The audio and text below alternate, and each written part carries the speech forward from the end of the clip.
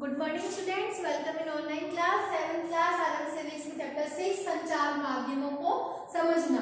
ठीक है, इसके पहले वाली क्लास में हमने संचार माध्यम और तकनीक, संचार माध्यम और धन के बारे में अध्ययन किया था। आज हम पढ़ेंगे संचार माध्यम और लोकतंत्र और मसौदा तय किया जाना कि किस तरह से यहाँ पे संचार माध्यम और लोकतंत्र के बीच में तालमेल है और उसका मसौदा किस तरह से तय किया जाता है। ठीक है, अब हम पढ़ेंगे कि लोकतंत्र में देश संचार के बारे में समाचार देने और उनसे होने वाली घटनाओं की चर्चा करने में भी संचार माध्यमों ने अपनी एक विशेष भूमिका अदा की है। जैसे कि अभी चुनाव के परिणाम वगैरह जानना, या फिर कौन से राज्य का मंत्री किस भ्रष्टाचार में लिप्त है या उसके द्वारा कौन सा काम किया गया है, तो ये सभी चीजें क्या है, इस तकनीक के संचार माध्यमों के द्वारा ही लोगों तक पहुंचाई जा रही है। संचार माध्यम से नागरिक जान सकते हैं कि सरकार किस प्रकार काम कर रही है या उनके प्रयास जनता के पक्ष में है या फिर विपक्ष में है। यदि लोग चाहें तो इन संचार माध्यमों के आधार पर भी कार्यवाही कर सकते हैं, ऐसा कि वो संबंधित मंत्री को पत्र लिखकर या सार्वजनिक विरोध आयोजित करके, हस्ताक्षर अभियान करके, कैंडल मार्च करके, तो इनके द्वारा वो अपनी भावनाओं को लोगों तक पहुंचा भी सकते हैं। जानकारी देने के संबंध में संचार माध्यमों की अपनी एक विशेष भूमिका रहती है और वो उस जानकारी को संतुलित बनाए भी रखते हैं।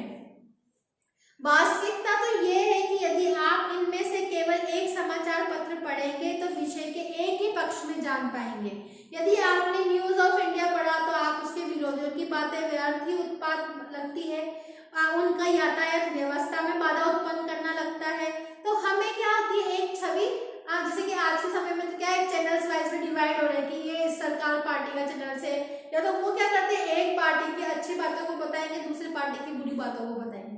तो उससे क्या होता है, लोगों के मन में उसके प्रति अच्छी भावना उत्पन्न हो जाती है और दूसरे के प्रति अपने आप ही उसमें हीन भावना उत्पन्न होने लग जाती है। फिर है कि अगर आप जानते हैं, कारखाने बंद होने पर बहुत से लोग अपनी रोजी रोटी खो देते हैं क्योंकि पुनः उत्पादन के लिए उनके पास में प्रयास अपर्याप्त है। इन दोनों में से एक वितरण संतुलित नहीं है और संतुलित रिपोर्ट वो होती है जिससे किसी भी विषय पर हर दृष्टिकोण में चर्चा की जाती है। फिर वो पढ़ने वाले के ऊपर डिपेंड करता है कि वो उसको पढ़ना चाहे या नहीं पढ़ना चाहे।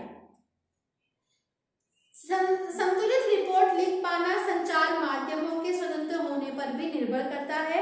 स्वतंत्र संचार माध्यमों से तात्पर्य यह है कि समाचारों को कोई भी नियंत्रित या प्रभावित नहीं करे, कि कोई भी उसमें हस्तक्षेप ना करे, या फिर जो बात सत्य है वो सत्य बात ही लोगों के समक्ष आनी चाहिए।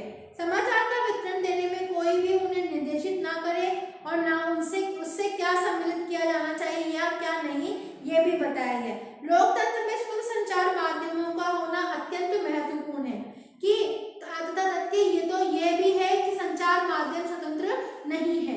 इसके प्रमुख तो दो कारण है। पहला कारण सरकार का उन पर नियंत्रण होना।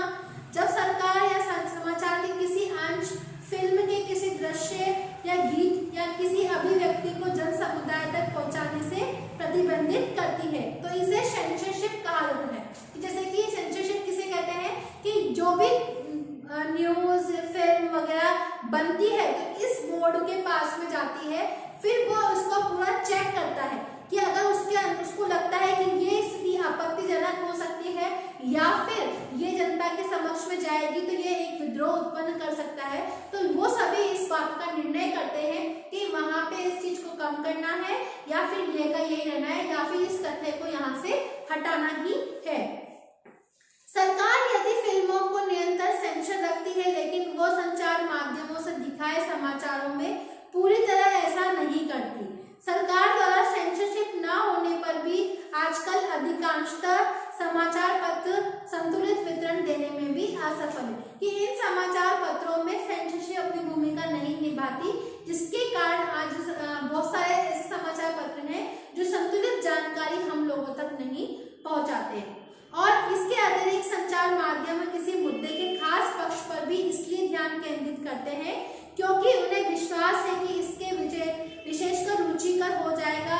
इसी तरह वो किसी विषय पर जन समर्थन बढ़ाना चाहते हैं तो भी मुद्दे के एक पक्ष पर ही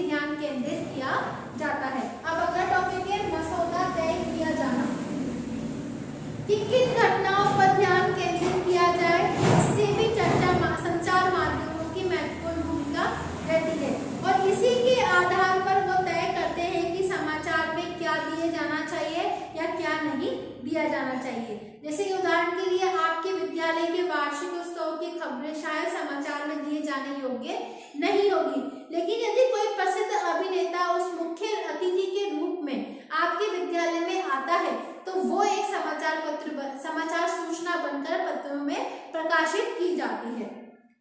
तो अभी हाल ही के संचार माध्यमों ने काला पेयों में कीटनाशकों का स्तर खतरे के स्तर तक बढ़े हुए होने की हमेशा ध्यान आकर्षित किया। जैसे कि आपके जो सॉफ्ट ड्रिंक्स होते हैं कि उनमें जो कीटनाशकों का यूज करते हैं वो हमारे मनुष्य जीवन के लिए बहुत खतरनाक होते हैं, तो इनके प्रयोग के ऊपर यहाँ की सरकार के द्वारा ध्यान खींचा गया। उन कीटनाशकों की अत्यधिक मात्रा में होने के लिए एक रिपोर्ट भी प्रकाशित की गई और इन काले के पेय पदार्थों को मापदंडों के अनुसार नियमित रूप से नियंत्रित करने की आवश्यकता भी लोगों में महसूस कराई गई। उन्होंने सरकार के दबाव में निडरतापूर्वक घोषणा की कि कोला पीना सुरक्षित नहीं है। जितने भी सॉफ्ट ड्रिंक्स हैं ये पीना हमारे लिए सुरक्षित नहीं है। कई बार ऐसी घटनाएं हो जाती हैं जो संचार माध्यम उन विषयों पर हमारा ध्यान केंद्रित करने में भी असफल रहते हैं जो हमारे जीवन के लिए बहुत महत्वपूर्ण है। उदाहरण के लिए पीने का पानी हमारे देश के लिए एक बहुत बड़ी समस्या उत्पन्न है। प्रतिवर्ष हजारों लोग कष्ट सहते हैं और मर जाते हैं क्योंकि उन्हें पीने के लिए सुरक्षित पानी भी नहीं मिलता। फिर भी संचार माध्यम हमें इस विषय पर बहुत कम ही चर्चा उपलब्ध कराते हैं और दिखाते हैं कि ये कष्ट, ये कठिनाई आगे भविष्य में भी हमारे सामने आने वाली है।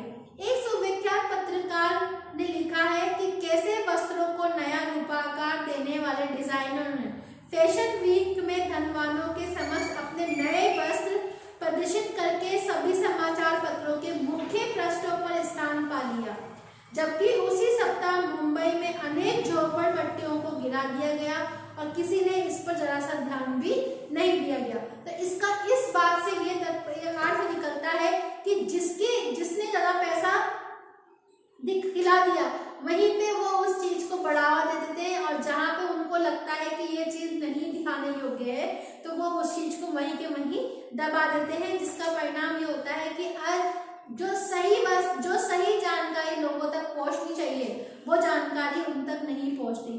प्रजातंत्र के नागरिक के रूप में हमारे जीवन में संचार माध्यम बहुत महत्वपूर्ण भूमिका निभाते हैं। हमें इस चीज, हमारे संविधान के द्वारा हमें ये स्वतंत्रता दी गई है कि हम अपनी बातों को दूसरों के समक्ष रख सकें, अपनी भावनाओं को दूसरों के समक्ष व्यक्त कर सकें। तो इन सभी के द्वारा इन संचार माध्यमों ने भी एक महत्वपूर्ण भूमिका निभाई है, क्योंकि संचार माध्यमों के द्वारा ही हम सरकार के कामों से संबंधित विषयों के बारे में जानकारी प्राप्त करते हैं या फिर अपनी बातों को सरकार तक पहुंचाने का प्रयास भी करते हैं। संचार माध्यम किसी घटना की खबर छापने से रोक सकती है।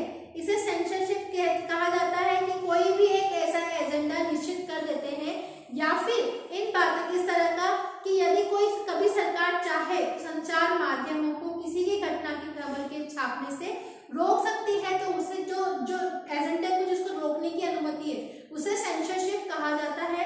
आजकल संचार माध्यम और व्यापारों का जो घनिष्ठ संबंध होने से प्राय संतुलित रिपोर्ट का प्रकाश में आना भी कठिन हो गया है। इसके परिणाम स्वरूप अगर हम देखें तो सत्यता का आज भी समक्ष आना बड़े कठिनाई पूर्ण रहता है। आपका चैप्टर खत्म है, आप सबको समझ में आ गया होगा।